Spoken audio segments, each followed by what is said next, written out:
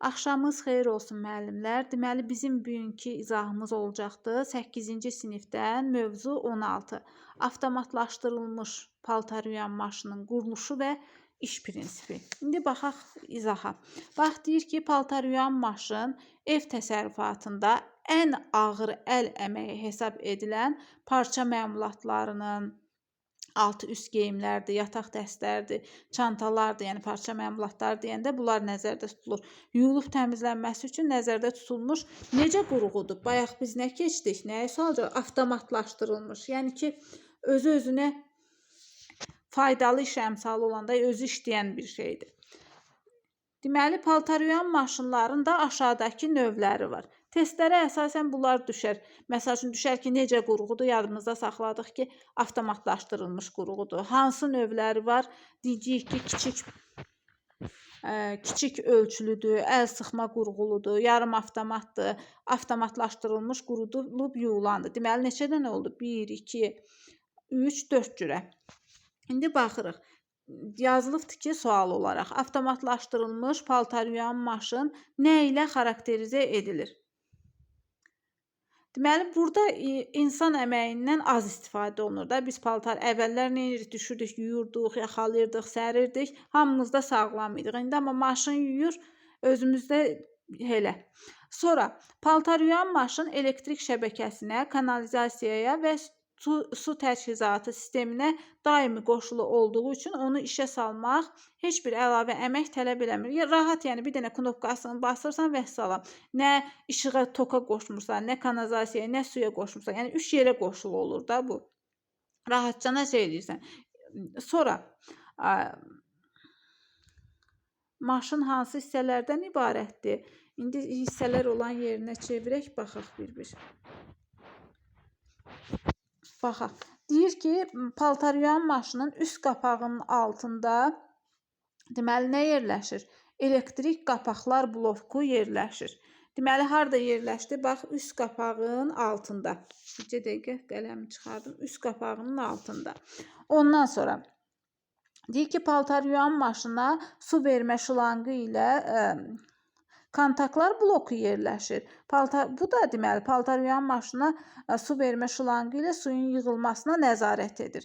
Deməli, suyun yığılmasına nə nəzarət elədi? Elektrik qapaqlar bloku. Bu da harada yerləşdi? Maşının üst qapağının altında. İndi baxırıq. Deyir ki, su maşına dolduqdan sonra, deməli, suyu maşına dolulandan sonra xüsusi nazik şlanq vasitəsilə yuyucu vasitələrin töküldüyü bölməyə axır. Yəni, bura gəlir bu hissəyə. Bundan sonra hara gedir? Çənə gedir. Buradan yəni ki, axaraq çənə tökülür. Çənə olsun da nədir? O barabanla da çənə deyək, ora tökülür. Deməli, neçə mərhələdən ibarət oldu suyun dolması? Deməli, paltar yuyan maşına su vermə şlanqı ilə suyun yığılmasına nəzarət elədi. Nə? Qapaqlar, elektrik qapaqlar bloku. Deməli, sonra nə oldu? Su maşına dolduqdan sonra xüsusi nazik şlanq vasitəsilə yuyucu vasitələrin töküldüyü bölməyə, ondan sonra da çənə daxil olur. Deməli, 3 mərhələdən ibarət oldu da bu suyun dolma prosesi. Maşına dolur, maşından yuyucu vasitələr tökülən yerə tökülür. Ondan sonra deməli bu çənin içinə axır. Sonra baxırıq görək başqa burada nə var. Deyir ki, çəndə paltarların yuyulma prosesi gedir. Çən də deməli nədən hazırlanır? Paslanmayan poladdan. Balabandır da, deməli, balaban yerləşdirilir. Balaban da deməli müxtəlif maşın və mexanizmlərin silindrik şəkilli hissəsidir. Su çənə dolduqdan sonra qızdırıcı element işə düşür. Məsəl üçün, sual düşər ki, qızdırıcı element nə zaman işə düşür? Yəni, əvvəldənmi, sonradanmı? Yadınızda qalsın ki, çən su ilə dolandan sonra nə olur? Qızdırıcı element işə düşür.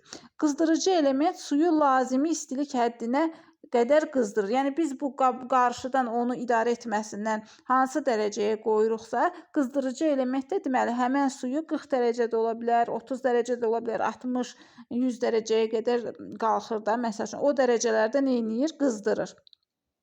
Barabanın fırlanması nəticəsində yaranan titrəyişi sabitləmək üçün çən xüsusi yayların üzərinə yerləşdirilir. Bax, bu yaylarda görürsünüz, bu titrəmənin qarşısını alır. Deməli, o titrəyişi sabitləmək üçün bu baraban fırlananda, deməli, nə olur? Çən xüsusi yayların üzərinə yerləşdirilir. Bununla yanaşı, çənin yerini təsbit etmək üçün ona əks ağırlıq qurğusu birləşdirilibdir. Əks ağırlıq qurğusu da, baxın, bu üstdə olandır ki, deməli, bu nəyə xidmət elədi?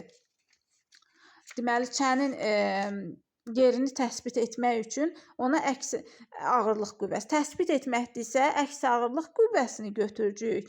Amma ki, titrəyişi, balabanın fırlanmasındakı titrəyişi sabitləşdirmək üçün nədən istifadə olunubdur? Yadınızda qalsın ki, yaylardan. İndi bir də baxaq görək maşının hansı hissələri var. Baxırıq yenə bu şəkilə. Bax, şəkildə nədir?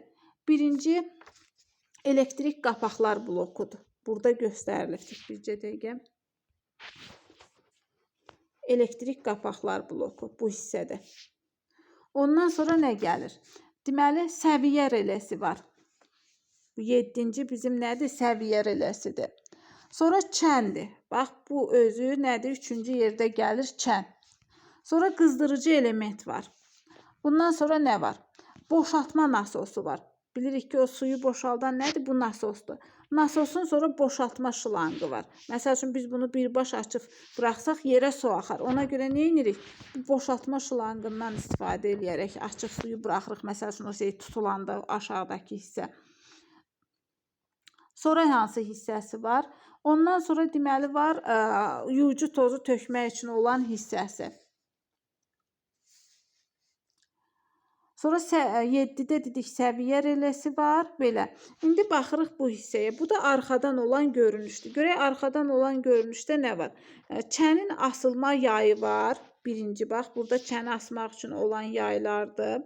Sonra əks ağırlıqdır. Sonra elektrik mühərriki var. 3-cü yerdə, bax, bu altda yerləşir, balabanın altında. Bir də var elektrik şnuru, yəni elektriyə buradan qoşuruq.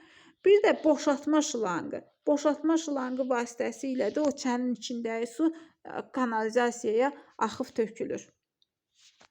İndi baxırıq. Bax, deyir ki, paltar yuyan maşının barabanı 2 iş rejimində işləyir. Hansı iş rejimləridir? Yuma və sıxma iş rejimində işləyir. Məsəl üçün, sual düşər ki, paltar yuyan maşının barabanı neçə rejimdə işləyir? 2 rejimdə. Hansı işə baxır? Əvvəlcə yuyur, ondan sonra nədir? Aborot götürür, başlayır qurulamağa da, sıxmağa. Deməli, yuma rejimində baraban növbə ilə gah bir, gah da əks tərəfə yavaş fırlanır. Sıxma rejimində isə onun hərəkəti sürətlənir. Bax, əvvəlcə yuyan zaman o maşın sakit işləyir. Amma sıxmağa ki başlayır, bizdə məsəl üçün bir balaca polda orada sirkələnir, elə bil ki, evlər sirkələnir. Deməli, sürətlənir hərəkət nə zaman? Sıxmada.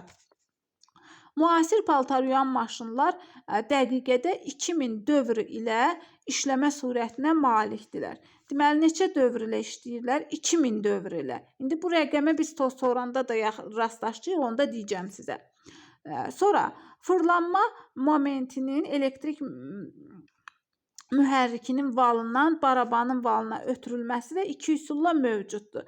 Biz keçmişdik ki, məsəl üçün, hansısa dərsdə mən demişdim ki, sizə ən yaxşı ötürmə, qayış ötürmə də var idi paltar yuyan maşında, amma ən yaxşısı integral ötürmə idi. Düzdürmü? Bax, burada da deyir ki, ötürmə paltar yuyan maşında neçə üsulladır? 2 üsulla. Hansılar oldu? Biri olur qayış ötürmə, biri də olacaqdır integral ötürmə. İndi baxaq görək burada başqa bizə nə deyir? Bax, deyir ki, ötürmənin ənənəvi üsulu qayış ötürməsi. Məsəl üçün, bizim köhnə maşınlarımızda su zad tökürdük, yurduq. Orada tez-tez qayış yeyilirdi, işləmirdi. Bu üsulun yüksək səs, elektrik enerjisinin israfı və sürtünmədən qayışın tez-tez yeyilib sıradan çıxması kimi nöqsanları var. Deməli, qayış ötürməsi nöqsanlıdır, amma get-gedə nə edilər? Təkmilləşdirdilər, integral ötürməni yaratdılar. Ən mükəmməl üsul isə birbaşa integraldır. Birbaşa integral. Görək, bunun mükəmməlliyi nədən ibarətdir? Deməli, belə qurğuda elektrik ötürücüsü birbaşa barabanın oxuna geydirilmişdir. Bu da işləmə zamanı səsin və enerjinin israfının azalmasına şərait yaradır. Yəni da əvvəlki kimi səsli küylü olmur da o qayış ötürmədəyi kimi.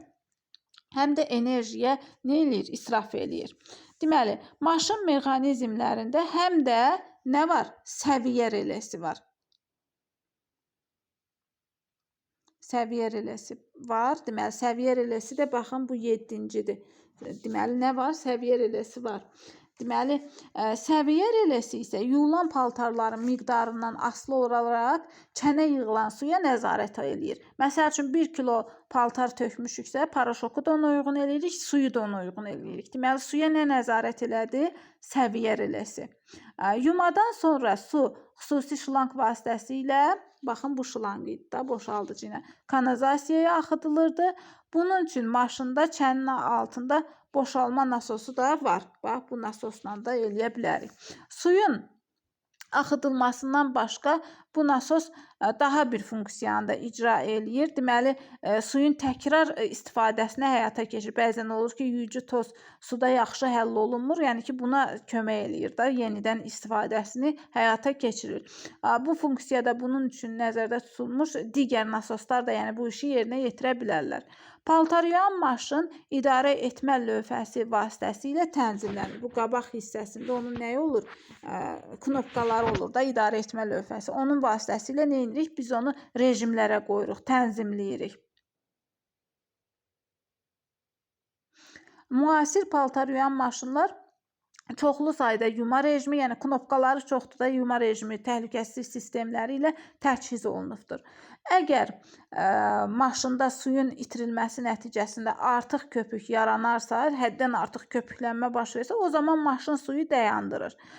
Barabanda paltar qeyri-bərabər olarsa, sürətli hərəkətini əngəlləyir. Getdikcə sürət azalır, paltaryuyan bərabər içərisində paltarlar paylanır, yenidən əvvəlki hərəkətini bərpa edir.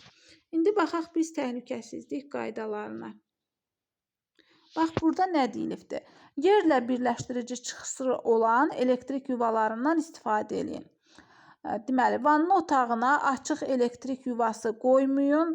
Bilirik ki, vanna otağı nəm olur da. Elektrik yuvaları rütubətdən müdafiə tipli olmalıdır. Su mənbələrindən mümkün qədər aralıda olmalıdır. Axıtma, küy, maşın gövdəsində gərginlik hiss etdikdə onun işini dayandırmaq lazımdır. Unutmaq lazım deyil ki, maşının altındakı döşəmə quru olmalıdır. Nasazlıq yaranarsa da mütəxəssis çağırmaq lazımdır. Özümüz çünki bunu yaxşı bacara bilmərik. İndi bir də refleksiya eləyək. Görək burada bizə hansı suallar düşə bilər. Baxın, deyir ki, paltaryuyan maşının növləri. Hansı növləri oldu? 4 dənə səhv eləmirəmsə, kiçik ölçülü idi, əl sıxma qurğulu idi, yarım avtomat idi, avtomatlaşdırılmış yuyub qurudan idi. Sonra məsəl üçün sual düşər ki, nə üçün paltaryuyanı işə salmaq üçün əlavə əmək sərf eləmirik? Çünki o bilir ki, 3 yerə qoşulu olur da, elektrik şəbəkəsinə, kanalizasiyaya, su təchizatı sisteminə daimi qoşuludur. Sadəcə idarə etmədən knopkalarını basırıq, paraşokumuzu tökürük, işə salırıq. Sonra sual düşər ki, məsəl üçün elektrik qapaqlar bloku paltaryuyan maşının hansı hissəsində yerləşir? Bayaq da göstərdik ki, üst qapağının deməli harasında yerləşdi? Altında yerləşdi. Düzdürmü? Sonra maşına su vermə ilə suyun məsəl üçün maşına su vermə şlanqı ilə suyun verilməsinə nə edir? O elektrik qapaqlar bloku dedik ki, nəzarət eləyir. Sonra su paltaryuyan çəninə nə zaman daxil olur? Dedik ki, əvvəlcə maşına dolur, sonra nazik şlanq vasitəsilə yuyucu vasitələrin töküldüyü bölməyə axır, daha sonra çənə daxil olur. Baraban nədir? Məsəl üçün düşər, hansı materialdan hazırlanıb deyərlər. Deyərik ki, baraban məsəl üçün müxtəlif maşın və mexanizmlərin silindrik şəkilli hissəsidir, özü də paslanmayan poladdan hazırlanıbdır. Barabanın fırlanması zamanı yaranan titrəyişi aradan qaldırmaq üçün çən harada yerləşdirilibdir? Bayaq da göstərdim də, harada yerləşdirilibdir? Xüsusi yayların üzərində. Sonra deyir ki, nə üçün çənə, məsəl üçün deyək ki, əks ağırlıq qurğusu birləşdirilir. Nəyə görə əks ağırlıq qurğusu birləşdirilibdir burada? Çənin yerini təsbit eləmək üçün. Məsəl üçün deyərik ki, paltar yuyan maşının barabanı neçə rejimdə işləyir? Bayaq da dedik ki, 2 rejimdə işləyir. Hansılar oldu? Burada var idi. Yuma və sıxma rejimində işləyir.